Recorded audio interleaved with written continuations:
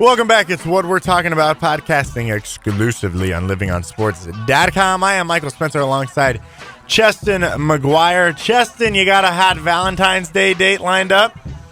No, not really. All-Star game, I guess.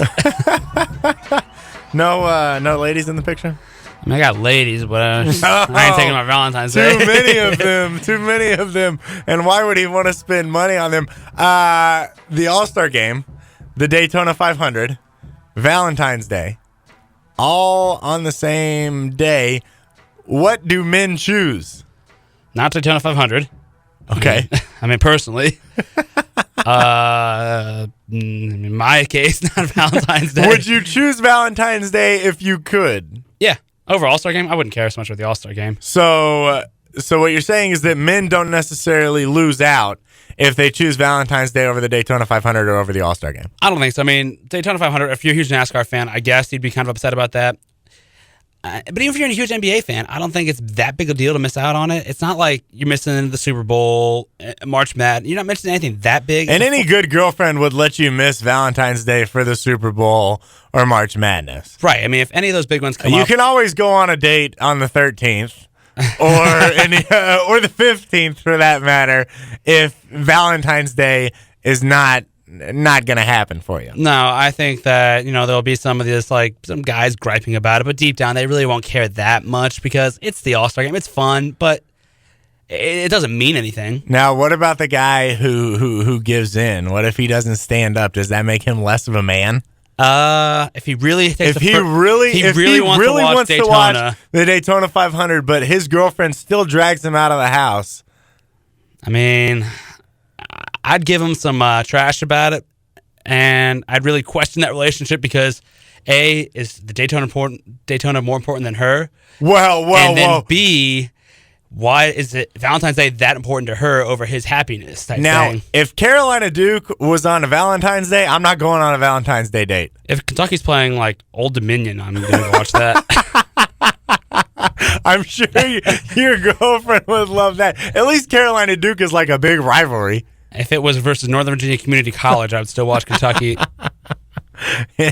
And we wonder why he doesn't have a Valentine's Day date, ladies and gentlemen. All right, enough of the mushy-gushy love talk. National Signing Day came and passed. Florida got the number one signings. Shocking? Not so much. No. I mean, Urban Meyer's still there. Urban Meyer's going to be back for the fall. I mean, why wouldn't they? Bama maybe could have challenged him for it because Nick Saban is one heck of a recruiter. But I think Urban Meyer being back, and there's a lot of openings on that team for guys to make some moves. Right. So I think that's not really a surprise. Even though Urban's sort of in limbo?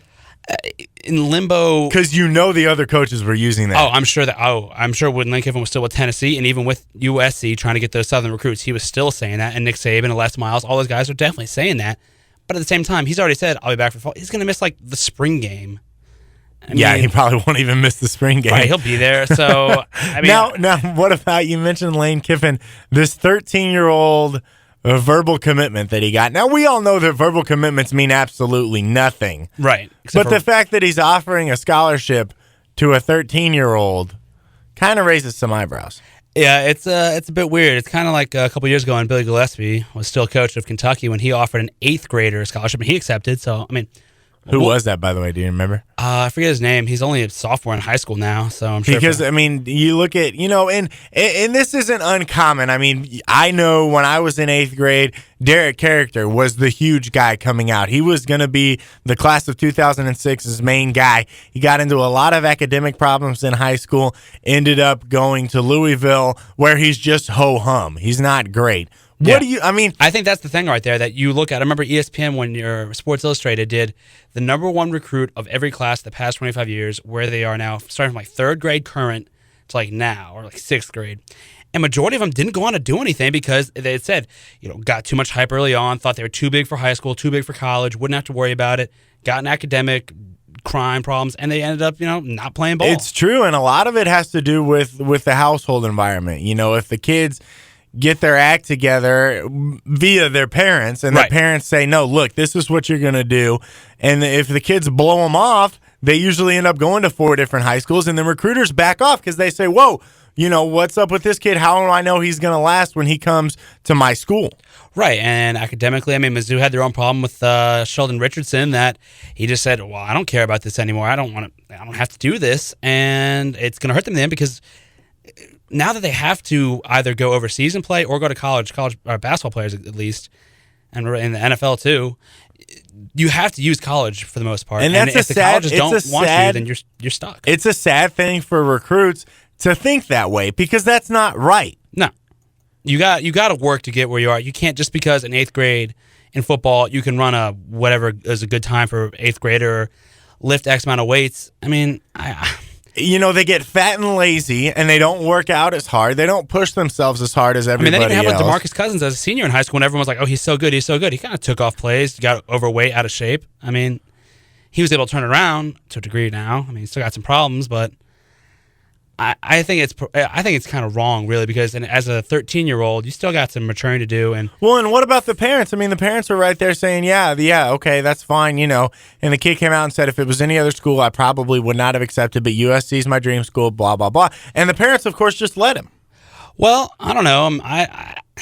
I'm not a parent, so it's hard to say, obviously, but if my child was being recruited to play at Kentucky for basketball as an 8th grader, 13-year-old, I would not say no. and that's true. Why not? Because you're getting pretty much a guarantee. Of course, there's a verbal commitment from both sides. They can back out, and you're stuck with nothing. But essentially, you're getting offered at that point. Your child get a free college tuition, admittance into college, and a chance to go on and do something great. I don't think it's wrong for a parent to do that, especially if you know that you can help keep them in line and keep them okay. Now, would it surprise you if Kiffin pulls his scholarship at some point? It would not surprise me. Kiffin, definitely. I think any kind of... Knowing Kiffin, definitely wouldn't surprise me. If this kid, as a sophomore in high school, tears his ACL, I see Kiffin pulling it and saying, we'll talk to you after senior year. As I break whatever that was in the studio. Because Kiffin already knows that this kid's dream school, and he'll hold off until the last second if he has to on them. That's true. That's true. All right, you had one thing you wanted to talk about real quickly before we hear Coach Gundy tell us how great of a job we did. All right, so there are 2 teams right now, the Caps and the Cavs, in NHL and basketball respectively, that are doing really hot. Doing work, as we like to say. Doing work. Caps have won 14 straight, and the Cavs have won 11 straight. Which is more impressive to you? The Cavs. Yeah, they've won by 2.5 goals per game, which I find amazing in hockey, and then 14 straight. And the Cavs is good. Don't get me wrong, 11 games, winning by 10.5 a game with injuries, but I think it's easier to do in the NBA. I think the Cavs was sweet, though, and Boobie Gibson showed up at halftime. What was the deal with that? I just saw the highlights of it. His fiance was giving birth, so he missed halftime, so LeBron had to play the first half at point because their other 2 guards were injured. Because Mo Williams and Delonte West are hurt. Right, so Boobie Gibson shows up at halftime, then comes in, hits 2 threes right off the bat, and the Cavs end up winning because, of course, LeBron can pretty much play any position he desires. Yeah, he was drafted and started playing point. But I thought that was pretty cool. Yeah, because I saw the highlights on mute, and I was like, what is Boobie doing? Yeah. So you take the Caps. I take the Caps on that one, and I think it hurts them going into the Olympic break right now when they're really hot.